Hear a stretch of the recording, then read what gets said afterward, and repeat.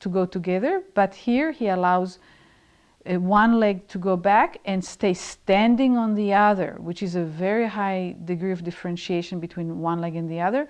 And of course the adductors are not stiff at that time. And here I'm working some more in detail on the lower leg itself and the organization of the ankle and the foot, because when the back and the pelvis and head work so much better, if the ankle and the foot won't work better, it will drag everything back closer to its previous organization, which is not what we want. And here I try to get him to feel that he has two legs and the one can move without the other. They don't have to move together. And here again, he brings the leg up. He has initially no say in it. It's the two legs want to do the same thing at the same time, but with a little bit of attention, he differentiates between the two legs, which will, of course, again help him in anything to do with standing and with walking. And now I ask him and he looks at his leg. This is the thing, I have him feel his heel and then see it. Something that is completely novel for him. He has never seen the heel from this perspective. And of course that will improve not just the leg but also the vision. And look how beautifully here he can put weight on his feet and lift the pelvis and arch the lower back and have so much more control over what he's doing. And as you can see from the child, he's smiling and laughing and having a wonderful time. One of the things that I had to do with Carter, that he asks lots and lots of questions, but he never waited for an answer. And when asked a question, he didn't know that he's supposed to answer it. So as I'm working with him, helping him differentiate himself in terms of movement, I was also continuously working with him until he was actually able to be asked a question and answer it, and ask a question and wait for the response and not ask it over and over and over again, but actually digest the information. And here look at the beauty, how the spine follows the head in all directions. That means there is no spasticity anywhere in the spine, the hips. The right arm is up a little bit, but now he let go of that. And now as a result, if you can see how he's down and puts the heels down, the right leg, that's it, also the right leg now, and the speed at which he's doing it, the ease at which he's doing it, and of course he's after something. This is the 14th lesson 2 weeks later, and unfortunately this is the last lesson I've given Carter. Since then the family has gone into some crisis, illness in the family and loss of income sources, so they also stopped bringing him to Kinga's school, which was very sad. Kinga is the lady sitting behind, who is soon to graduate the training and combine this work with her conductive education school in the East Bay. And as you see here, I am moving to the next level. I have a 6-year-old that completely is able to follow directions, listens, attends, has become a really marvelous student, not just with me, but with any teacher who cares to work with him. He has learned how to learn, which is one of the marvelous benefits, I believe, of doing this work.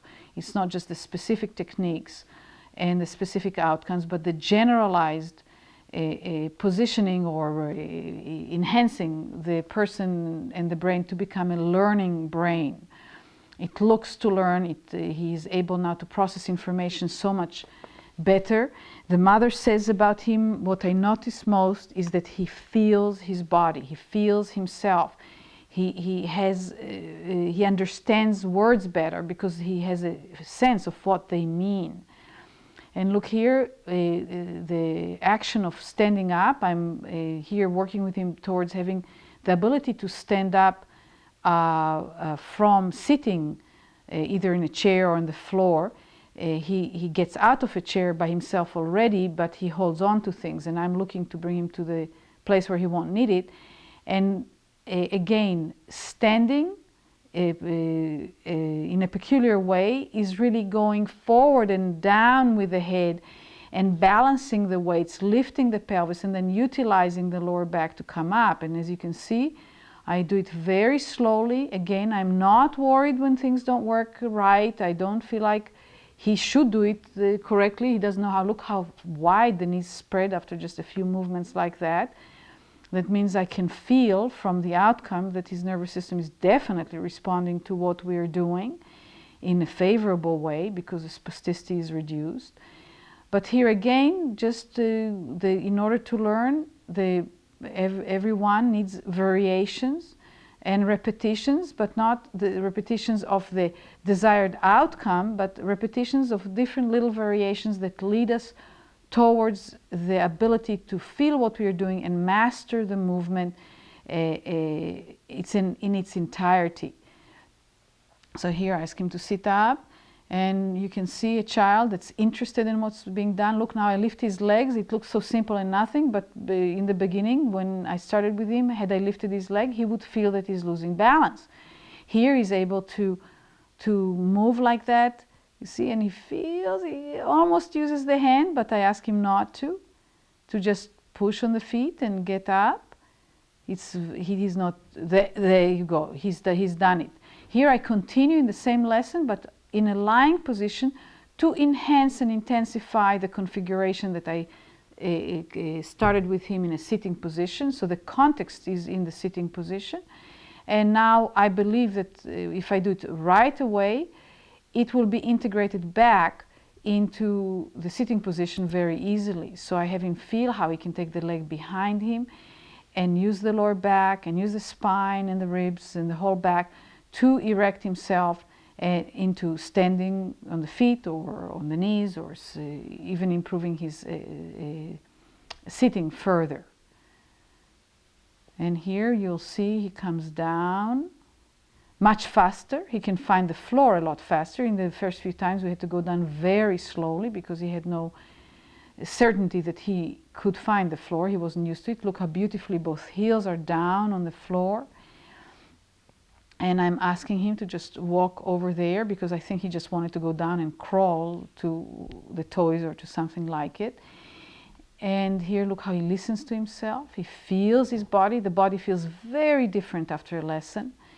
The child feels himself very differently.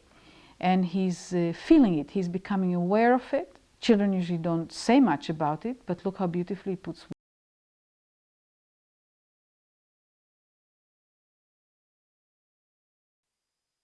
My name is Anat Baniel. You'll be seeing a demonstration of the Anat Baniel method of Feldenkrais with children. It is a compilation of portions of 6 lessons out of 14 that I've given Grace over a period of 6 months. It is the shorter version of my work with Grace. Grace was 13 months old when she first came to us, and she's diagnosed with brachial plexus.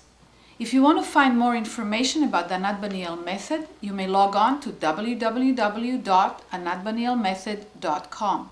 Thank you. Grace, she's 11 days old here. You're watching her on a home video that the parents provided us with. And as you can see, her left arm is moving normally, like an infant's arm should move. And the right arm is lying quite inert. Here in the bathtub, she's crying intensely. You can't hear it. Again, the left arm is moving and the right arm is barely moving, just a little bit with the movements of the shoulder and the pectoral muscles. The mother started her on a cranial sacral osteopathic treatment early on for about 15 treatments.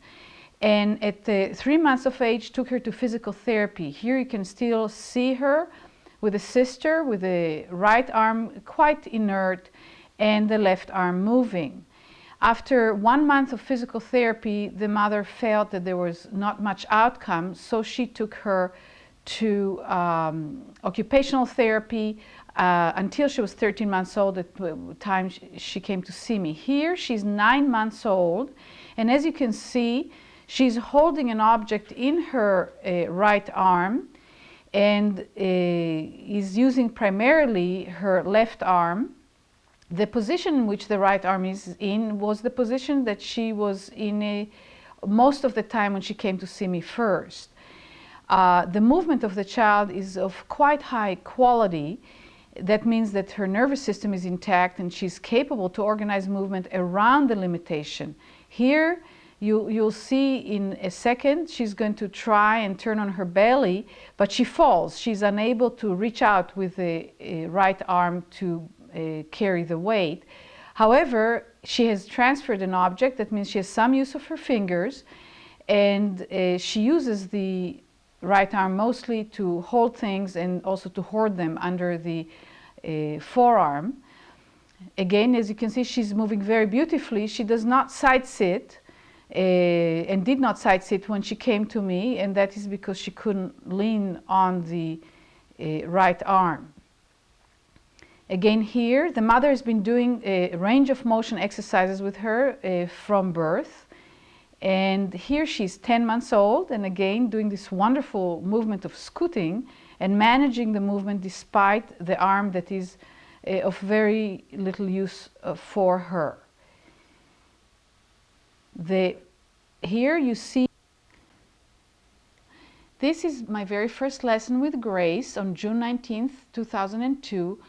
I'm trying to see how her left shoulder moves compared to the right shoulder, because I want to see how the part that works well is, to know the difference from the part that's not working quite as well.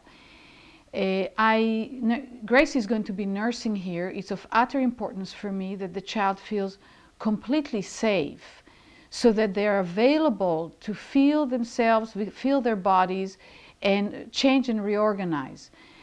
As you can see here with my hand, I'm gently exploring to feel how the shoulder blade is organized, how the spine is organized, how she's organized in general around the limitation in the right arm. And as you can also see, I'm not working on the right arm at this point.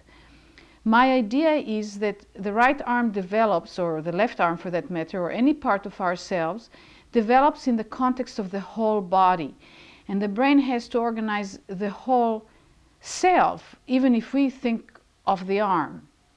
So here, for instance, I am feeling how the right side of the spine and the left side of the spine are different, and in which directions the spine is ready to move and in which are not.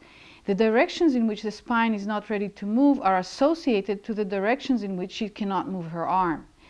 So rather than trying to fix the arm and exercise it and make it do what it can't do, I go to the areas that are as important in the movement of the arm, even though most people are not aware of that. And these areas are not injured. These areas are not harmed. So it's much easier to get her to learn to move in those areas first, rather than the arm. And if you can see, the child actually pays attention to what I'm doing and obviously feels what I'm doing and allows me to do it. She is in intimate contact with the mother, but she's looking at me, she's noticing. For instance, here my hands are on the lower back. The lower back on the right side is also not organized well enough, and there are certain movements that it would not allow her to do. For instance, here with the leg, I'm trying to see how easily the knee would turn inward. That means that she would side sit with the right leg backwards, which right now she cannot do. And the reason she has not learned to do it is not because anything is wrong with the hip or the joints, it's just because she cannot lean on the arm. Her system won't allow her to do it because it's unsafe. Now that I've brought about or helped her bring about a few changes in the back and the shoulder, which I feel with my hands, I work to associate it very delicately with her arm. Now, the girl has been protesting for the past few months any of the range of motion exercises, which I believe is due to pain and discomfort. Here, she is absolutely not stopping me or having any upset. And I'm trying to right away connect the changes in the area of the spine and shoulder blade and ribs, and how that is organized to the arm. And as you can see, she lifted the arm and reached forward spontaneously on her own without me coercing her or trying to have her do it. You see that those changes with all the children oftentimes happen within minutes or seconds. I can already see a response in the child's movement and action to what I'm doing with them. And sometimes it seems so natural that it's hard to remember that it wasn't there just a few minutes earlier. You see, she's bringing the arm, actually by bending the head like that and lifting the arm, she's bringing the arm quite close to her head. And as you can see, I'm also engaged in conversation with the mother because, of course, she doesn't know what I'm doing. It looks like I'm doing practically nothing. And she feels the friendliness, she feels the happiness of her child, but she still doesn't understand that I'm doing anything at all. And the touch looks deceptively simple. It looks like I'm maybe massaging her, but what I'm really doing is touching to feel what she can do. Here, for instance, I can feel that she will not bend her head over to the left. And of course, that's associated to the left arm that she wouldn't lean on. So her whole organization is over to her right. And the child is listening to me, but you'll see here when I try to move her head, she doesn't like it. It's not something she's used to doing. The spine doesn't know how to bend. She's just didn't like it. So I moved my hand away and I keep it away and I wait for her to want me to touch her again. And it's not a question of me forcing the movement, but her reorganizing herself. Did I do it? This is Grace's 4th lesson. I have given her lesson number 2, 3, and 4 consecutively, which is the way I like to work, to give the child the lessons close to one another and then give them a break for a week or 2 or 3 and then see them again. Since her 3rd lesson, the mother has reported that Grace has been lifting her arm, as you can see here too, higher and higher. And the dad commented that she's more aware of her arm. Now here it's only the 4th lesson. As you can see, the ease at which the arms go up, and of course I use both arms, not just the affected arms, so that, because I think of it from the point of view of the brain and learning, I use the arm that she can use well to guide her as how to use the other arm. And here she's very specific, of course, about her desires, but as you can see, I'm starting to work on her right foot. And again, both in terms of bringing the right leg and the hip and the lower back to participate in relationship to the arm in ways it hasn't done before, and also because there is in the development of the child, the development of the foot, the awareness of the foot and the hand, holding the foot and chewing the foot and all that stuff is very essential. And I imagine that she was not able to do that with the right hand and hardly did it with the right foot and possibly with the left hand as she was growing. Here you can see I'm continuing, this time in a sitting position, to help organize and have her feel that she can use her back in certain ways that facilitate for the right arm to lift, and actually need to move that way whether the arm is paralyzed or not. Anyone who uses their arm well when they lift the arm up, they also use their back certain ways. Now when I move here the legs again, is I'm trying to help her to differentiate the movements of the pelvis in relation to the spine and the back so that she could side sit. And as the arm becomes more dependable, I don't want the legs and the pelvis and the spine to actually limit the use of the arm. In other words, the whole body has to reorganize itself and evolve together in relation to the arm. And here you'll see she brings, and here for the first time ever, she leans on her right arm for a few seconds. You can see it without me trying to make her do it, but because of what happened in the rest of her body. And if you just saw, she takes this chain and puts it over her head with both arms. And you see she reached to the right hand actually first and lifts it and starts including it, here it is, with her movement without hesitation. That means we don't need to do any kind of range of motion exercise anymore. The child is going to range of motion her own arm in her own life, doing things she's interested in. This is the 5th lesson on July 16th. in the following week. In the background, you see Naomi, who is the teacher who co-works with me. She sees Grace roughly 4 times a month, while for now I still see Grace quite frequently in July. And you can see spontaneously the movement of the right arm and the left arm. Here I'm starting to work with her, and as you can see, I'm actually engaging her first with a hand that she can use better. Because if she's going to feel it with the hand she can use better, then she will also be more likely to feel it with the other hand. The mother reports that she's using her right hand in a more natural way, meaning obviously that there's less spasticity. Look how beautifully the wrist now in the right hand. She turned, rotated the whole arm. And more she uses the right hand equally to the left hand, reaching with it and touching and exploring the world with it. Here in the sitting position, as you can see, I continue with what I've been doing up until now. And then, of course, always look how high she's reaching now with the right arm. That doesn't have to be encouraged, except what I did at that moment around her back and shoulder blade facilitated for her to do that. And I work also on her feeling how to shift the weight more and more, to be able to shift the weight over to her right, which obviously she's been avoiding throughout her life. And as you can see, as the back gets organized to lift the arm better, the arm is going remarkably behind her head already. And here again, trying to get her to feel that she can shift the weight both ways. And within 5 lessons, look what we already take for granted, that she brings the arm above, she takes the chain over her head. And now that she's coming up, it's an opportunity to bring the same demands on the system, but in the standing position, which also gives more freedom. So I can start taking the arm back, the shoulder back, and it's not really I can take it back, she can take it back. I feel she can, then I jump in. Every time I feel she can do something additional, I just jump in. And of course, bring the hands behind her head and feeling her hair with her right hand for the first time in her life during this lesson, or maybe a lesson before. And she usually at this stage still goes back to nursing, which gives me an opportunity to do some detail work at that point around the arm and the shoulder.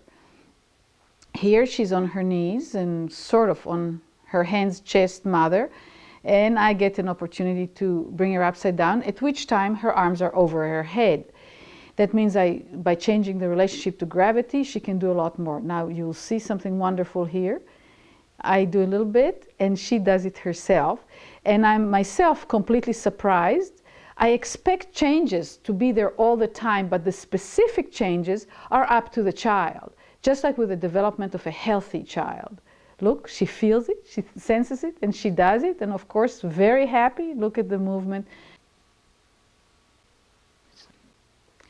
This is the 10th lesson in October, mid-October.